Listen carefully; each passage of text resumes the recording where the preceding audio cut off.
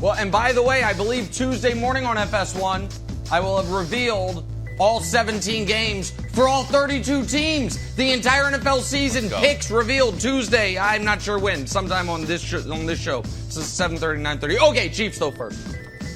There's a scurrilous rumor going around that I picked them to go 20-0 last year. I did not. Check the tapes. I picked 14-3.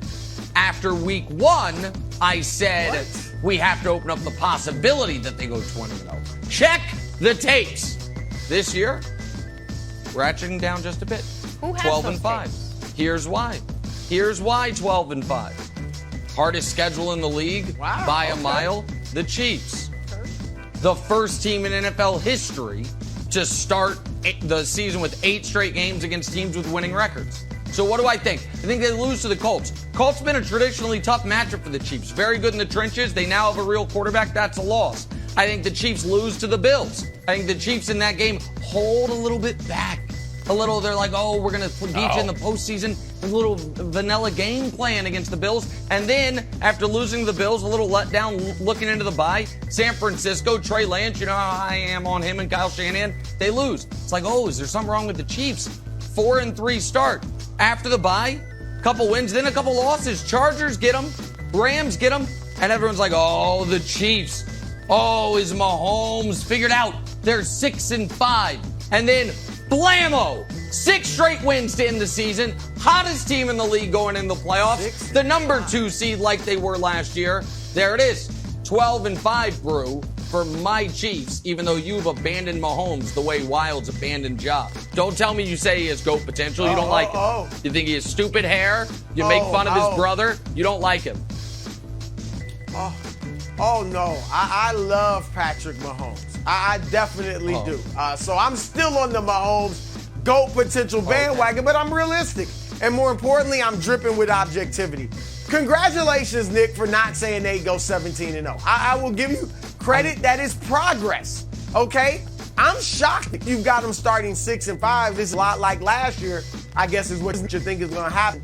My biggest beef is you've got them beating, looks like week 14 and week 17. Mr. Unlimited, Russell Wilson, twice. It's not going to happen. They're going to split. Now, by the time they meet each other, Mr. Unlimited will be completely acclimated to his new squad. They'll be rolling. And they're not going to sweep the Chiefs. The Chiefs are great. I might still pick them to win the Super Bowl or get there. We'll see. But they will split. So that's my beef. It won't be 6 straight wins to end the season. 12-5 is pretty good. That's a pretty good prediction. But no, they're not sweeping Mr. Unlimited, no matter how corny you think he is.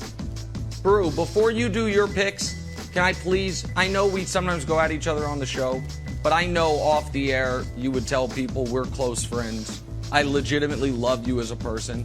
I hope you feel the same way. I beg you, don't put the curse of Broussard on the Chiefs again this year. Please don't. They can't handle it. They're a good team. They can't handle it. Pick anyone you want, but not the Chiefs to win the Super Bowl. I implore you. I beg of you as a friend and a colleague. You know what? I'm this close to just blurting out Chiefs winning it all this year, but no. I'll save you that. I'll save you that for at least a few months. At least a few months. All right, let me go to my predictions. I'll do Tampa Bay. I'll go to the NFC. And I'm not ready yet to pick my Super Bowl teams, as I said. But this is all contingent, Nick, of course, on a 45-year-old quarterback playing more like a 35-year-old quarterback like he did last year than a 45-year-old. And Tom Brady and the Buccaneers, I might be being a tad bit ambitious, but I think they go 13-4. Duplicate what they did last year. I might be a tad ambitious, but let's see the schedule. They'll start slow, 2-2, but they beat Dallas. I mean, Brady's 6-0 against the Cowboys. Never lost to him. Jameis, dark horse MVP candidate last year before he went down with the injury.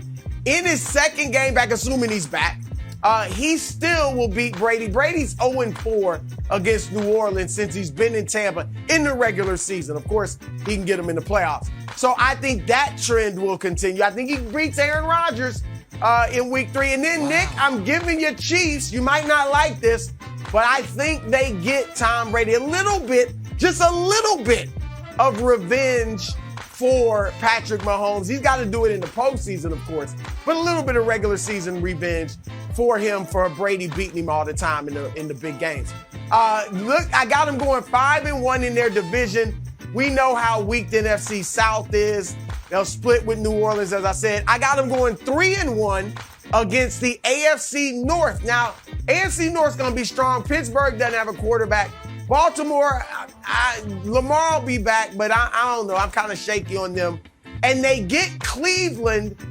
Deshaun Watson should be back by then, but who knows how acclimated he'll be to his new club.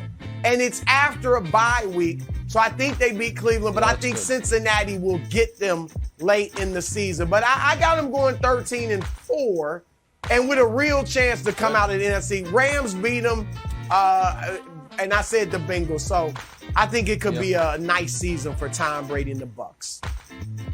I think that looks good. I think he gets over on the Rams, though. I think the Rams are going to have a little Super Bowl hangover. I know the Super Bowl hangover is about the losing team, but regardless, I still think the Rams are not going to be as hot as they're.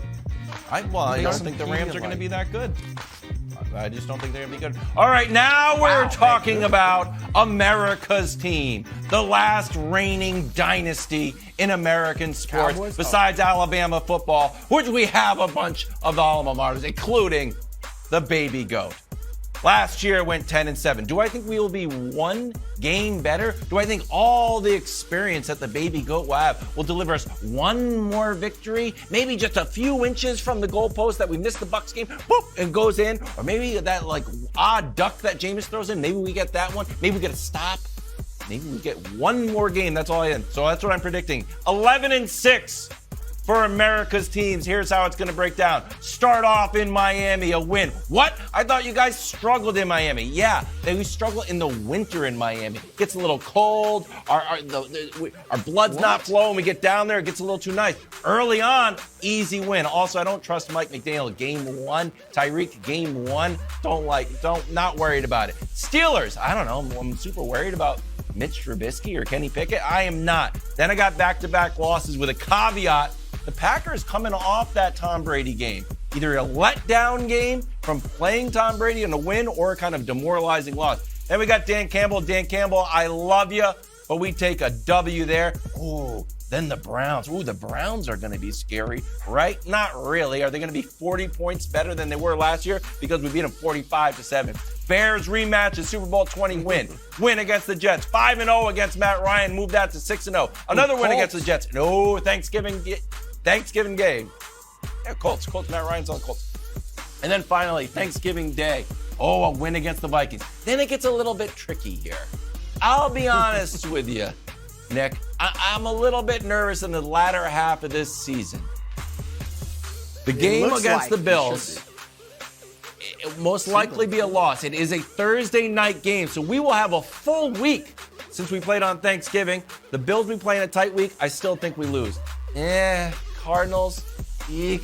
Probably lose that one too. DeAndre will be back. We're going to stay out west to play against the Raiders. Mike McDaniel, that's going to basically be Foxborough.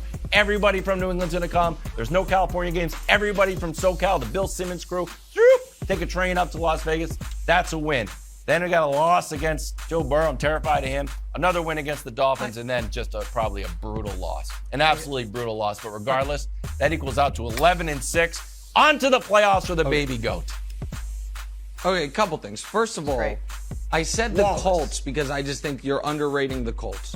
But you don't need to remind me Matt Ryan's the quarterback of the Colts. I understand once upon a time I forgot that. And it was the most embarrassing moment of my career. And you reminding America that happened was unkind and unnecessary. However, I do have a question for you. Because you have talked about how devastating the loss of Tyreek Hill will be for the Chiefs. But you don't seem to think he's going to make the Dolphins better. Here's a fun fact, Wilds. Or a question. Do you know who the president was the last time the Patriots went 2-0 against Miami? The answer is Barack Obama. The last 10 meetings against Miami. The Patriots are 4-6, and they got swept by them last year. What makes you think all of a sudden the Patriots are going to sweep the Dolphins after going 0-2 against them last year and splitting with them each of the previous 4? How are they sweeping the Dolphins that are supposedly better with the addition of Tyreek Hill? Explain it to me. I don't, because I think I believe we are hold on, I've got my statistics here. We lose early on. That's the issue. We lose when we go to Miami late in the season, we lose. Well, we play right away. Right away is fine. Go down there. Thanks for watching. Subscribe here to get the latest from the show. Also, be sure to check out more of the best clips from First Things First, or go watch a few segments from our other shows on FS1.